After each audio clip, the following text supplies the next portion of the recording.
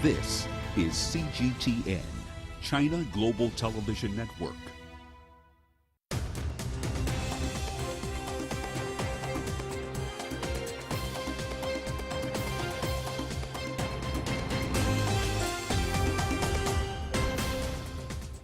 Hello and welcome to China Global Television Network. This is The World Today. I'm Lindy Mtongana in Nairobi, and these are your top stories.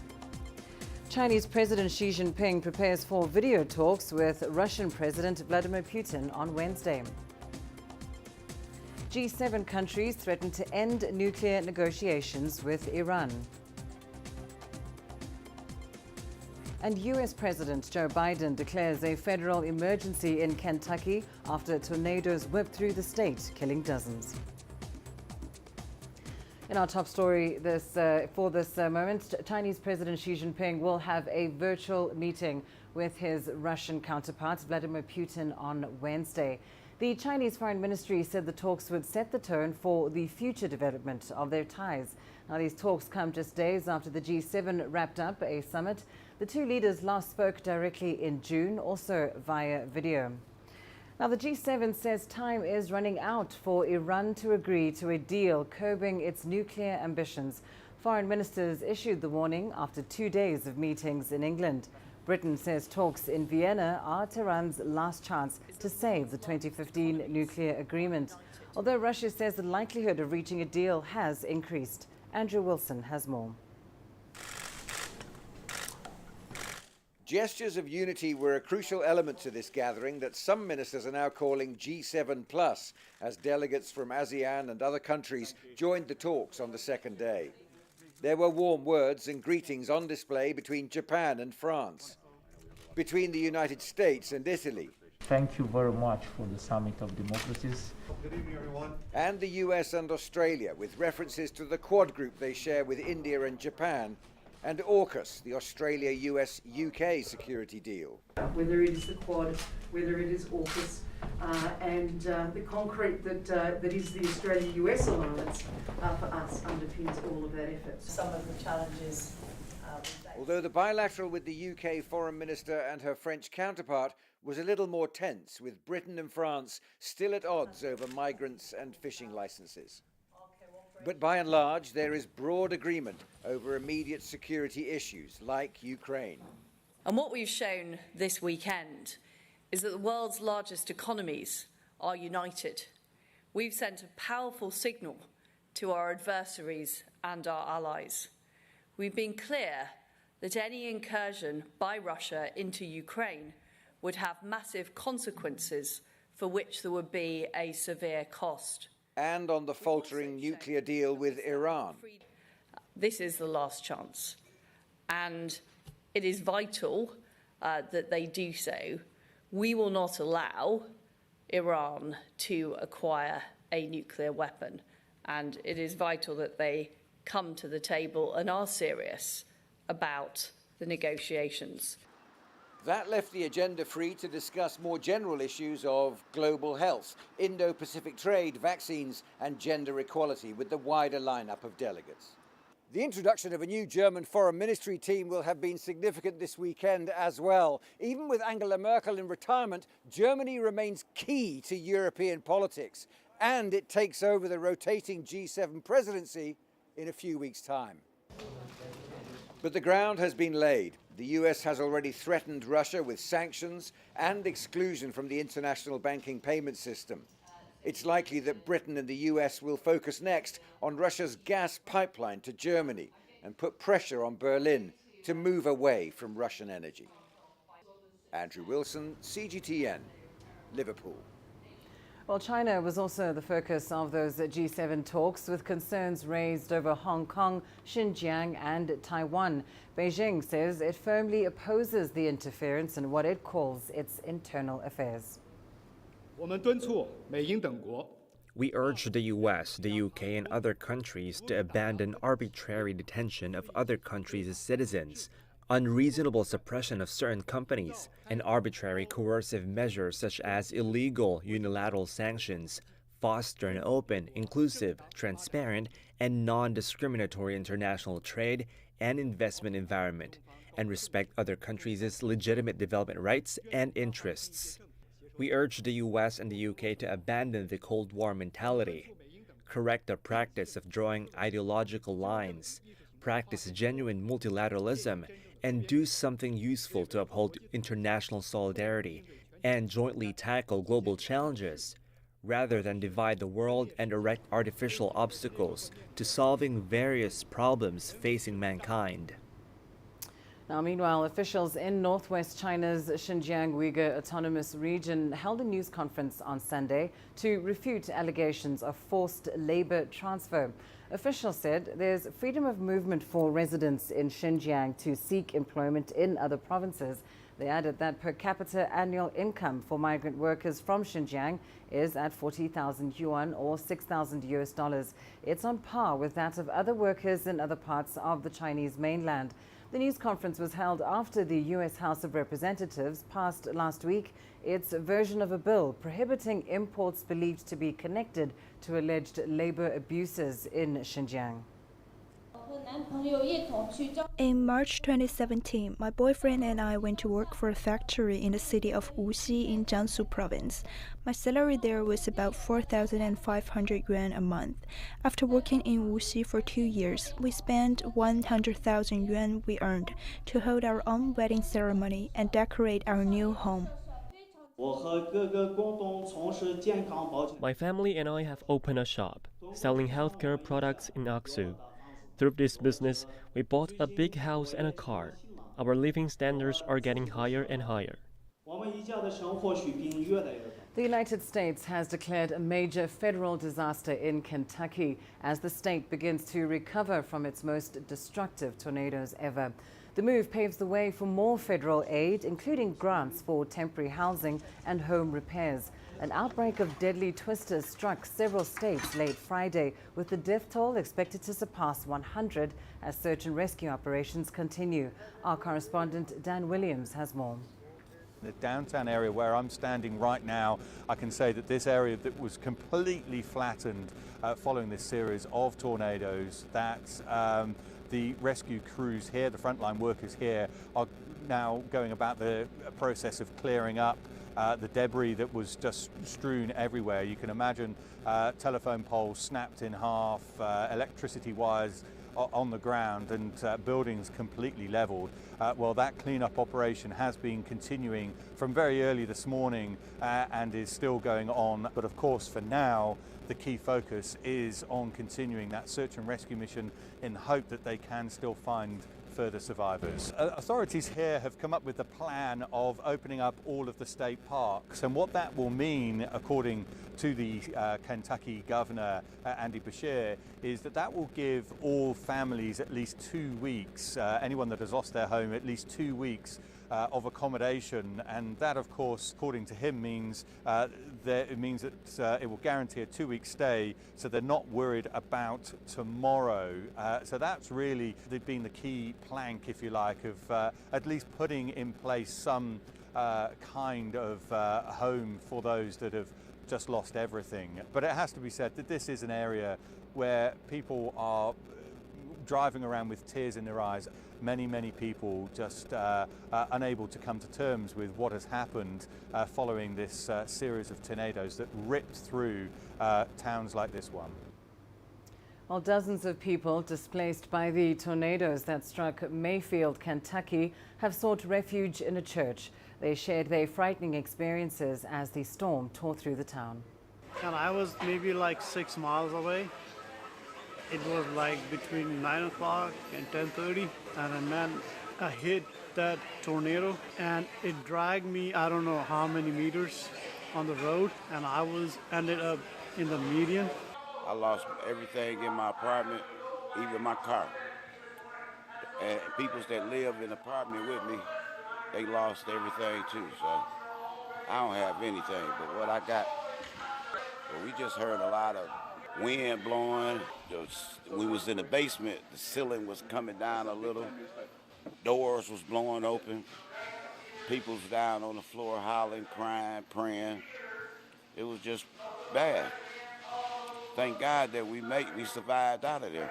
It was awful. I've never been through anything like that in my life. And then the bus I was in, we got stuck downtown. And all the rubble I went through, it was like a war. I don't know how you explain, like a war zone or something. It was awful. It was so awful. In other news, South Korea's president is in Australia signing a $680 million defense deal. The two countries' leaders are meeting in Canberra, where South Korean President Moon Jae-in announced he is not considering a diplomatic boycott of the Beijing Winter Olympics. Our correspondent Greg Navarro has more from Sydney. Moon Jae-in was here speaking with reporters a couple of hours ago, actually in Canberra here in Australia, on his first full day of the four-day visit here. He said that he had not been asked by any other country, including the U.S. There were no plans for South Korea to participate in any type of diplomatic boycott. He said also he was asked if his visit had anything to do with China. He said simply no, it is about celebrating 60 years of diplomatic relations here with Australia, forging those diplomatic relations, and more importantly, forging economic relationships as well. The meeting focused really on hammering out some agreements. There were a series of agreements, everything from carbon emissions to hydrogen, talking about COVID as well, but probably the biggest agreement that was hammered out today, a defense agreement, a $1 billion Australian dollar contract, basically that would see a South Korean company helping to design and make portable howitzers, as well as some vehicles that the defense here would use within its military. So a lot of agreements really focusing on that. But again, the focus, according to Moon Jae-in, is more on furthering those relationships, as well as looking at the Indo-Pacific region, not only peace, but also building stability in that region. South Africa's president has tested positive for COVID-19. Cyril Ramaphosa is self-isolating in Cape Town, where doctors are treating him for mild symptoms. He's delegated all responsibilities to Deputy President David Mabuza for the next week. Ramaphosa is fully vaccinated and was tested repeatedly during a recent visit to 4 West African countries. Officials have not said whether he is infected with the Omicron variant, which was detected in southern Africa last month. Ramaphosa said his own infection is a warning to all citizens of the importance of getting vaccinated and being careful. That's it for this edition of The World Today. I'll be back with more news from the continent in just a moment in Africa Live. Thanks for watching.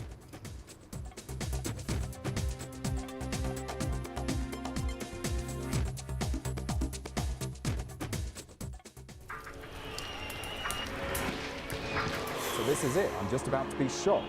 The little tents here, bottles are being thrown as they do so. There are about 3 critical bridges here in Malawi. That's one of them. We're going to cross that bridge. As you can see behind me, police forces who are replying with gas. Gas just came in. Tear gas, so it's all begun now. Divisions leading the charge into West Mosul have brought us here. Just got to be careful here with some gunshots. This is where most of the fighting has been concentrated. Is the front line now after 9 days of fighting? We're about 2 to 3 kilometers from the front line. Within clear view of this front line position.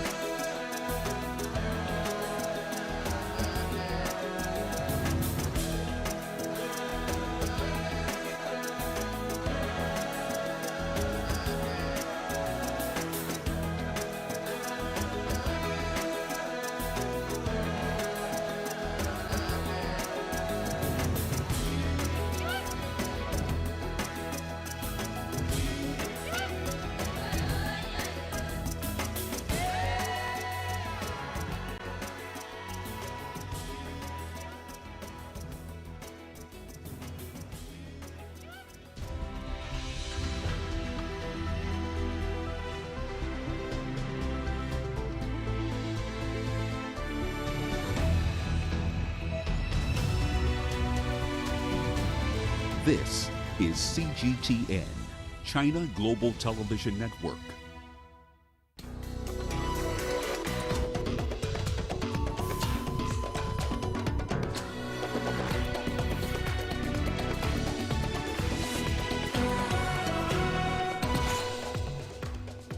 South Africa's president is receiving treatment for mild COVID symptoms after testing positive. Somalia's food crisis worsens due to climate change. And ECOWAS to consider extra Mali sanctions if no progress is made on elections. Hello and welcome to Africa Live on CGTN. I'm Lindy Mtongana in Nairobi. Also ahead on the program. The Central Bank of Libya announces a plan to end years of division between the eastern and western banks. And in sport, Max Verstappen fans celebrate following his success at the Formula One World Championship.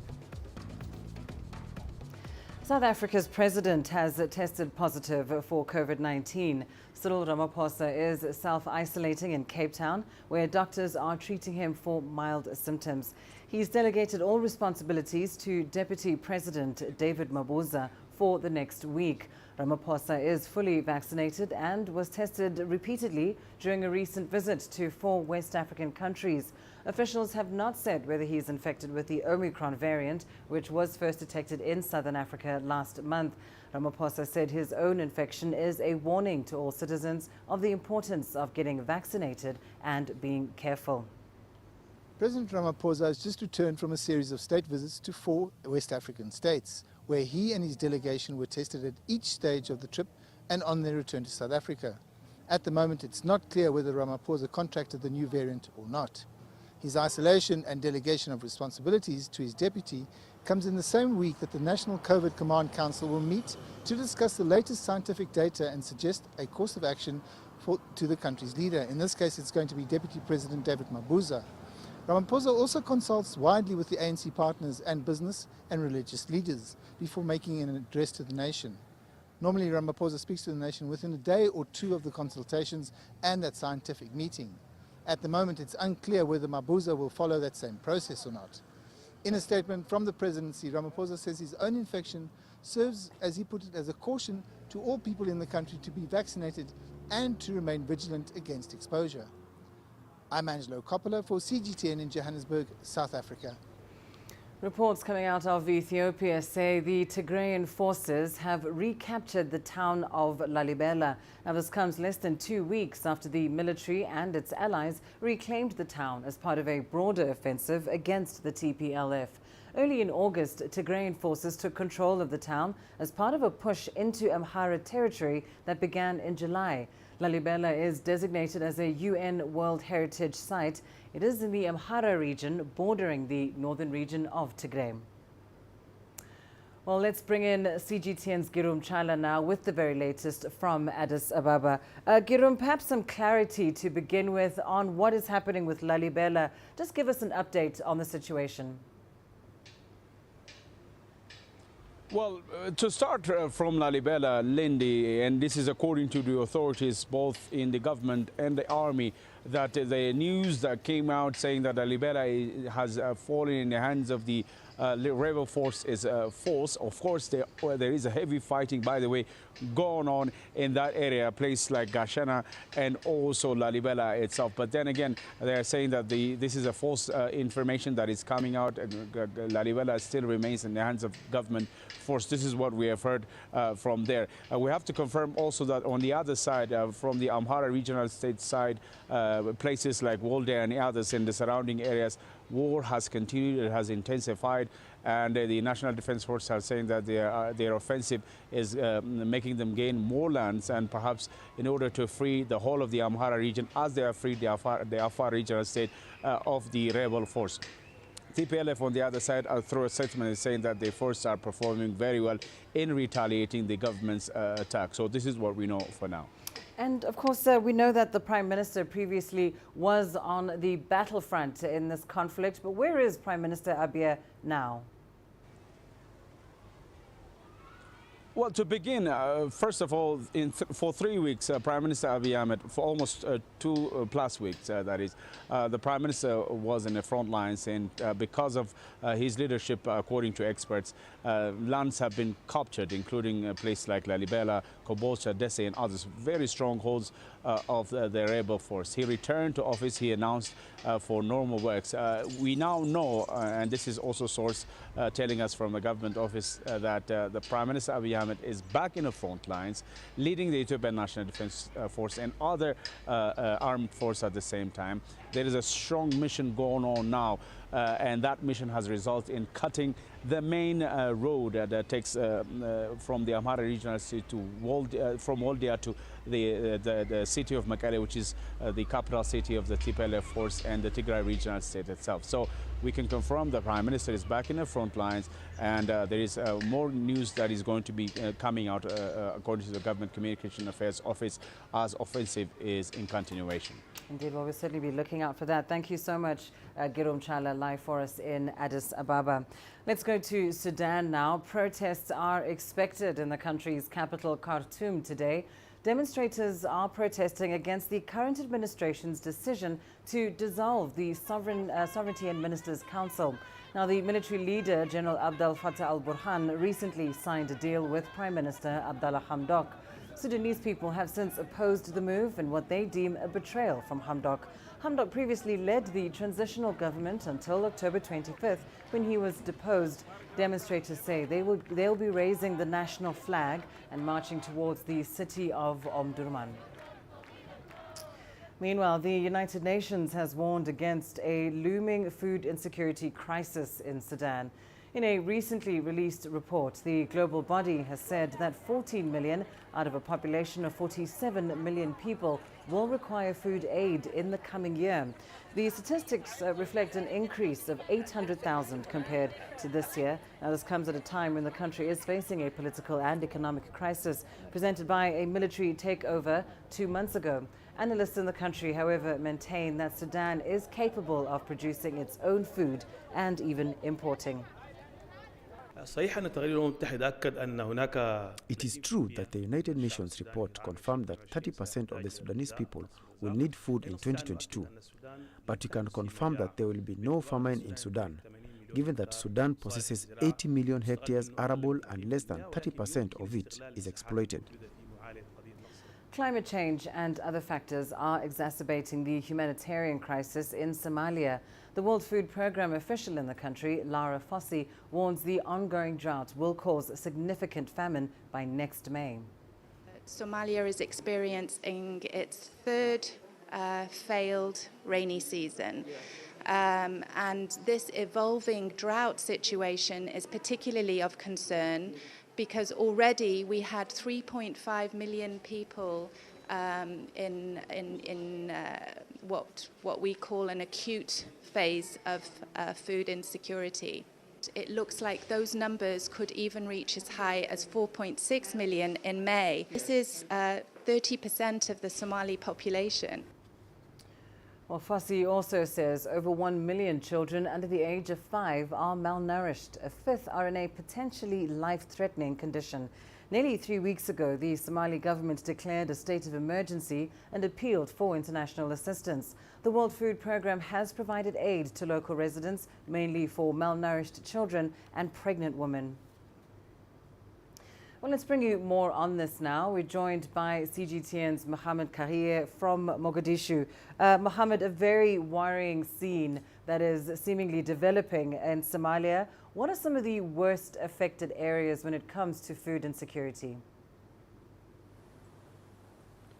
Well, most of the affected areas are mainly in the south and central Somalia, where most of the farming and livestock keepers are based, especially in Jubaland region bordering Kenya, where thousands of people were displaced due to drought. They were mostly livestock keepers, and also other regions were not left behind, especially in Hirshabelle region where farming communities live, in the Bayan Bakol region of the southwest state, and also Galmudug. Remember, we were talking about over 4 million people who are facing a shortage of food and water due to this recurrent drought. 300,000 of them internally displaced, and 3 million livestock are brink of death if expected rains will not be received in coming days. So the drought has been recurrent in Somalia in the past 10 years. Experts say that this is some sort of link to climate change in this part of the region. Well, thank you so much for that, Mohammed Khair in Mogadishu, Somalia. Let's stay with this topic now and bring in Hassan Mahsamad Anshur, the coordinator of Humanitarian Affairs at the Federal Ministry of Humanitarian Affairs. Thank you so much for your time, Hassan. We were just hearing from our reporter a little bit about what the situation looks like in various parts of the country, but just talk us through the ministry's assessment of the humanitarian situation overall in Somalia. Thank you so much. Overall, there was low response to calls for assistance due to the pandemic. Each country or donor communities were dealing with the pandemic crisis. Furthermore, the closure of all ports, whether it is airport or seaport, caused enormous food crisis caused by the inflation of the food prices. And you mentioned, of course, that there has been little response to calls for help. We know that the government has since declared a state of emergency due to the worsening conditions. Has that helped? Has that inspired any response at all from the international community? Quite honestly, up to now, we didn't receive anything, but maybe it's on the way. But now people are trying to help each other. And we know that, it's not the first time that the Horn of Africa has been plagued by droughts and famine. We know that climate change certainly is impacting a food supply. But are there any other key factors that are big contributors to this humanitarian crisis? Yes, there's a lot of key drivers, like, we do have a poor infrastructure. Now we have flash flooding from Ethiopia, and we don't have, the dams that we can control, the floods, as well as, the last 2 seasons, we had a successive desert locusts that wiped out, the crops, and as well as there were economic lockdowns of some areas because of security, and as well as there were poor rain seasons for the last 2 dairy seasons. Thank you. Thank you so much. Hassan Mahsamad Anshur from the Federal Ministry of Humanitarian Affairs in Somalia. You are watching Africa Live. Do stay with us. Here's what's still ahead on the program. ECOWAS to consider extra sanctions on Mali if no progress is made on elections. And South Africa holds a memorial service for late President de Klerk in Cape Town.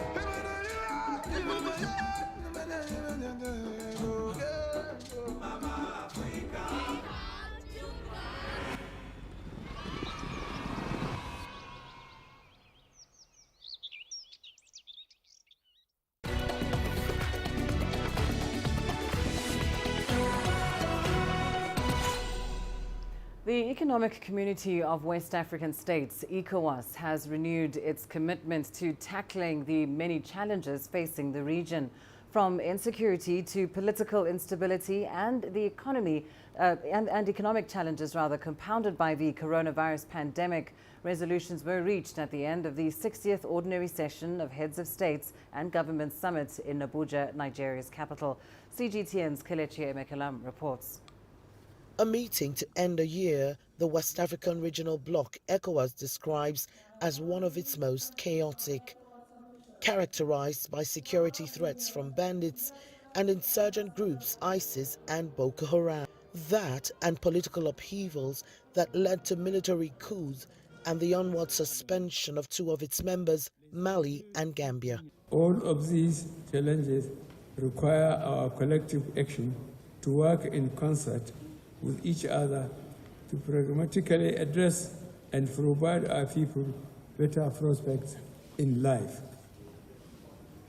Today's realities remind us of the need to continue to forge stronger solidarity in order to address the new challenges. And the sub-region's biggest new challenge has been the mutating coronavirus pandemic and the threats of a new wave. What's worse, vaccines are not readily available. So just 2% of the region's population has been fully vaccinated. So leaders here are looking within for alternatives.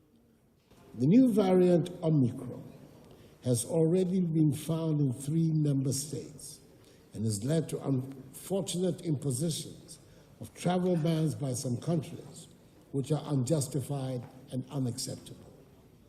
Meanwhile, the availability of vaccines continues to remain a problem. We must continue to pursue national and regional efforts to fight COVID-19 and move rapidly into the domestic production of vaccines. At the end of a meeting, leaders rose with a commitment to boost support of joint border operations in combating terrorism.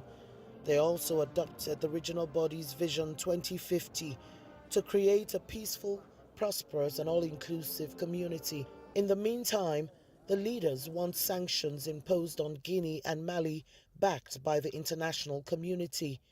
It seeks a clear-cut transition process and timelines for both countries. Kelechi Emekalam, CGTN Abuja, Nigeria.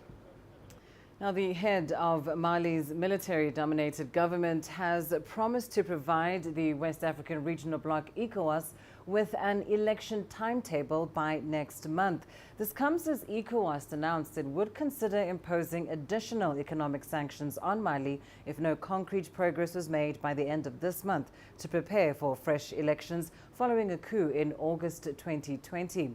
Let's bring you some, well, unfortunately we can't bring you some analysis on that, but it is something we will try and dig into a little further. For now, though, let's go to South Africa, where President Cyril Ramaphosa paid tribute to the country's last apartheid president, F.W. de Klerk, on Sunday.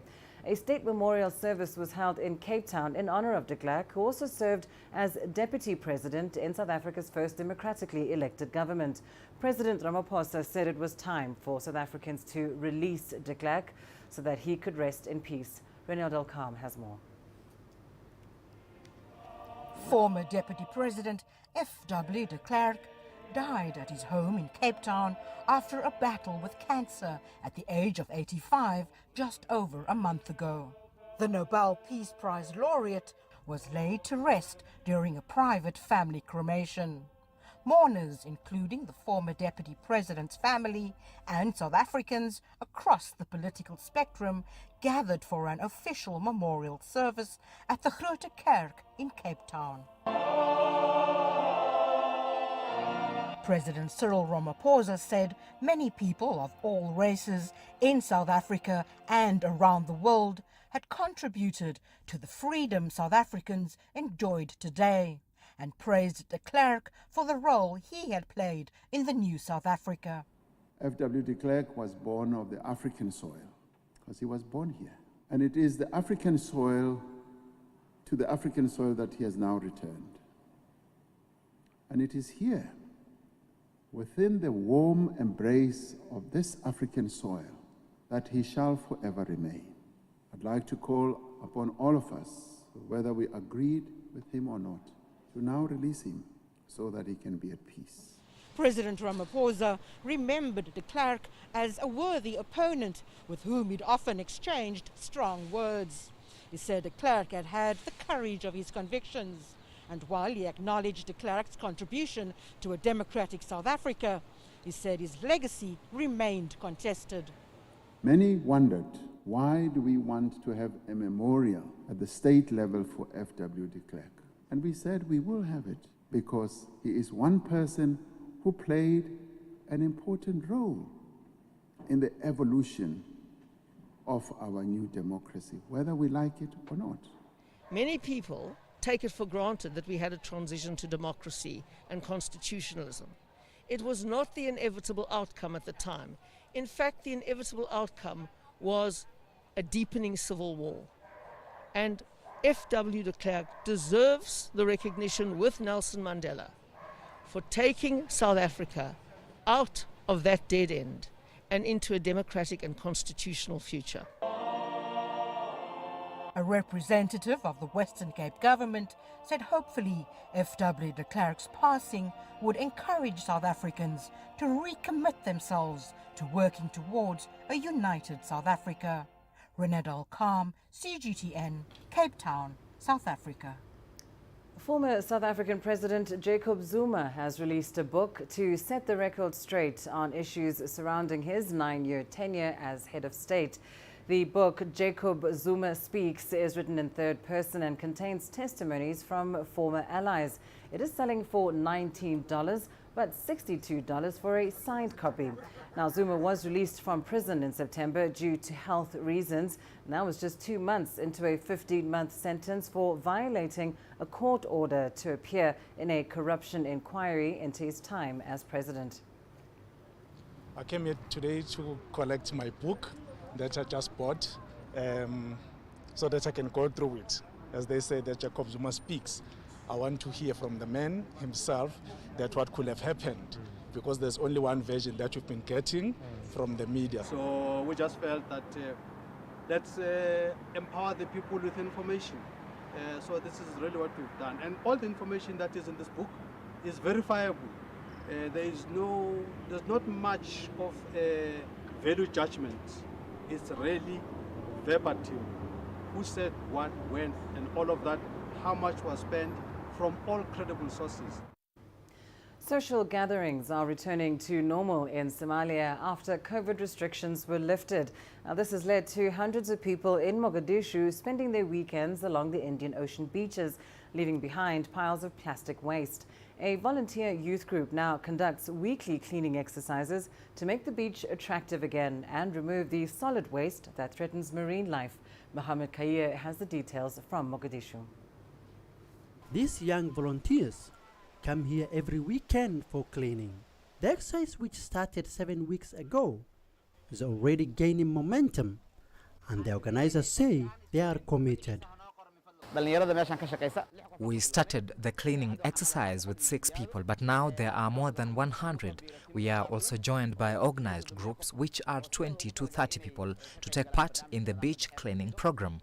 And waste has been increasing every week because we have been discovering old trash piles.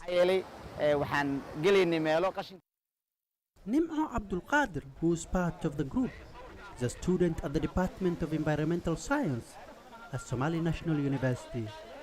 She says there's a need for more awareness. We are urging restaurant and hotel operators as well as residents living along the beach to stop dumping waste into the sea. The community also needs more awareness campaigns to reduce the amount of waste. Local authorities threaten to take action against residents of the city that don't respect garbage collection regulations. Our message is that everyone has the responsibility of the rubbish from his own home and must protect it from finding its way into the water. Those who don't abide by the rules will face fines. For the last 7 weeks, the volunteer team have been camping here to clean waste left behind by residents of Mogadishu. They say solid waste does not only make the beach unattractive, but also threaten marine life. Mohammed Kahir, CGTN, Mogadishu, Somalia. And coming up in your business news, up next. The Central Bank of Libya announces a plan to end years of division between the eastern and western banks. Motorists in Tanzania pay more for fuel despite intervention by the Energy Ministry.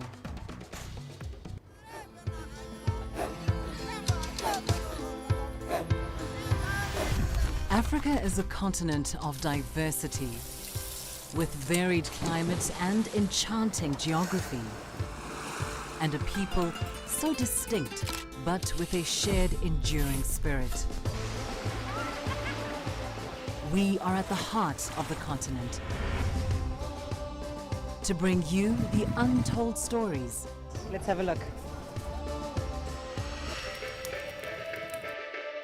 We celebrate Africa as it shapes its own destiny. Tunis, Cairo, Juba, Ethiopia, Tanzania. Africa Live. Find your voice.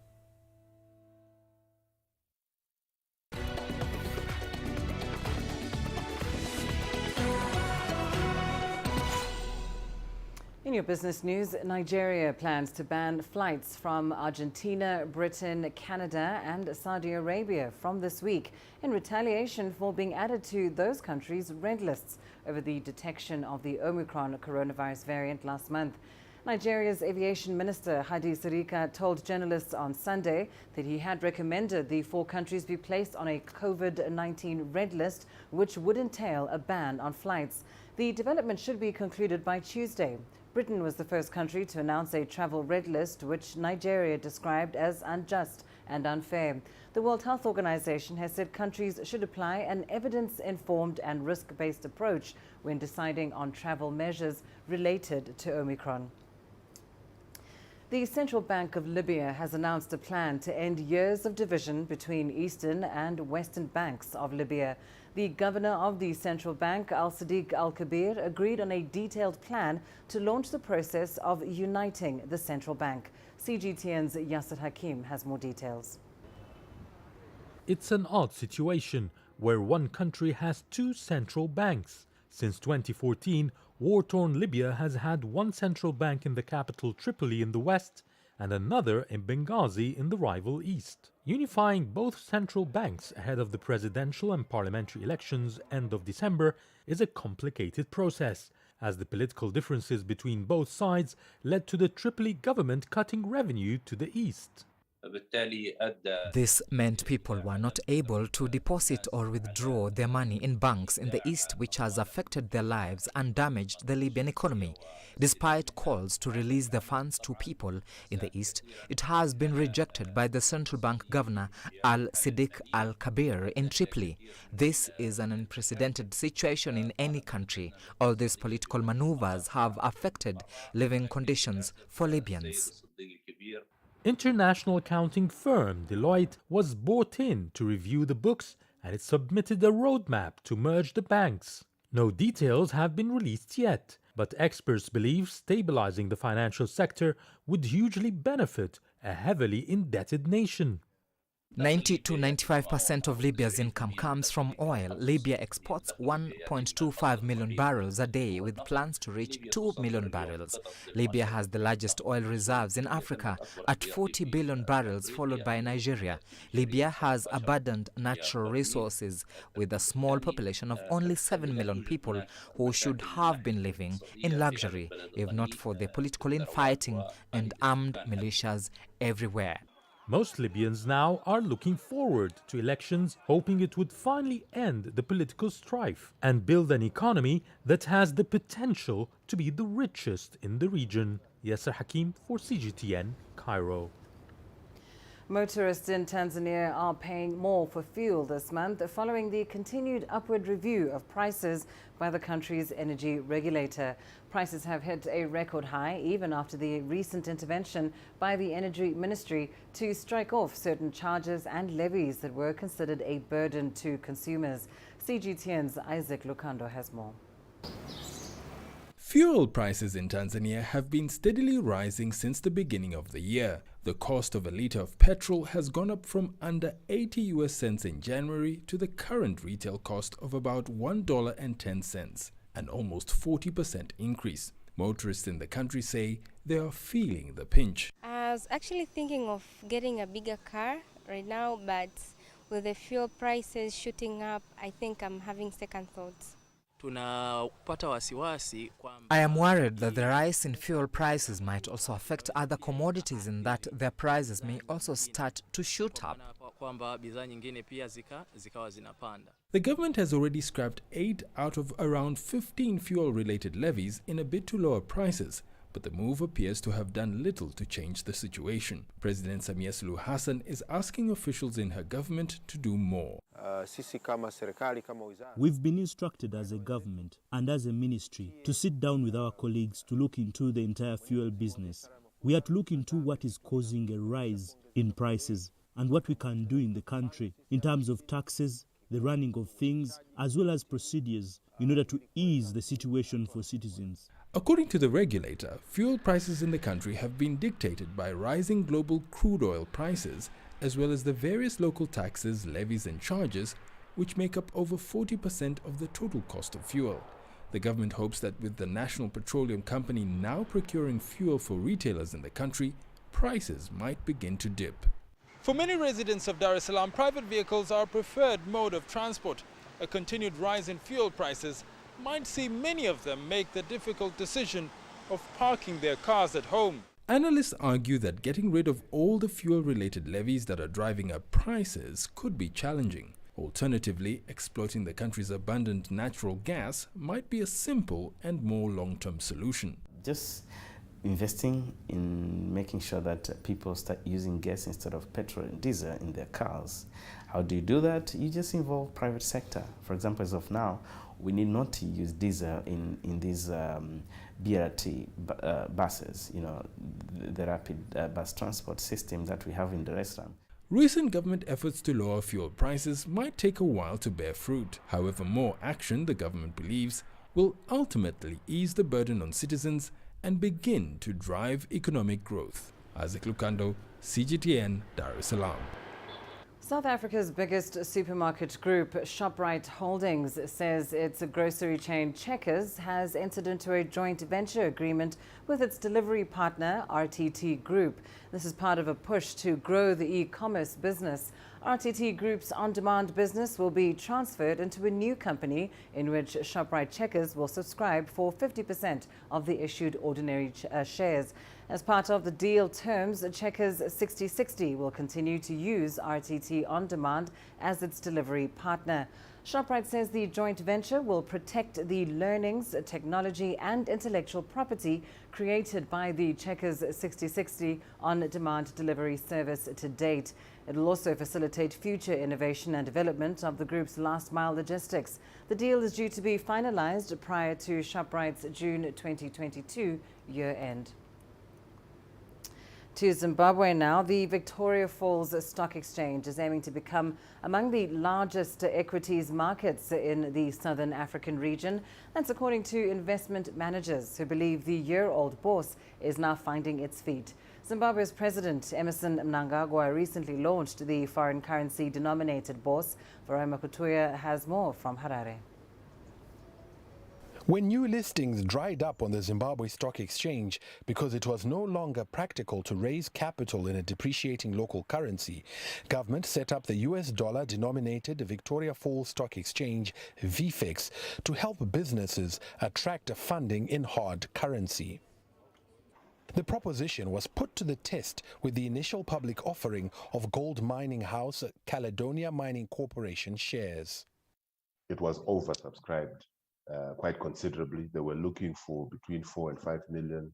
The total offers amounted to just below 8 million. So quite clearly, as a vehicle to raise capital, it's looking like it's something that can work, and it definitely passed with flying colors on that first test. More listings are in the pipeline as the one-year-old BAUS starts to gain traction. We've got two others as well that are at an advanced stage to come to the market. And then we know also the government want to issue a bond as well onto the market, and then are working with their advisors, and it's at an advanced stage as well. Then in terms of trades, when we started, there was very few trades that were happening on the market. Now there's more and more trades happening. So we believe as we get more counters, more trades will happen. The market becomes more attractive, then you get more people coming in. VFEX is seen as the first step towards the transformation of Victoria Falls into an offshore financial services hub, modeled along the lines of Dubai and Mauritius. A raft of incentives, including exemption on capital gains tax, are being dangled before investors in order to attract more participants. However, a few kinks still need to be ironed out if the exchange is to meet government's ambitions. There's need for a more transparent settlement system that will give confidence to foreign investors to put their capital and be able to extract their capital once they've made their profits. And, you know, I think issues around that needs to be addressed. Those are very fundamental. To date, 3 counters are listed on VFX. Farai Mwakutuya, CGTN, Harare, Zimbabwe. And coming up in your sports news on Africa Live. Max Verstappen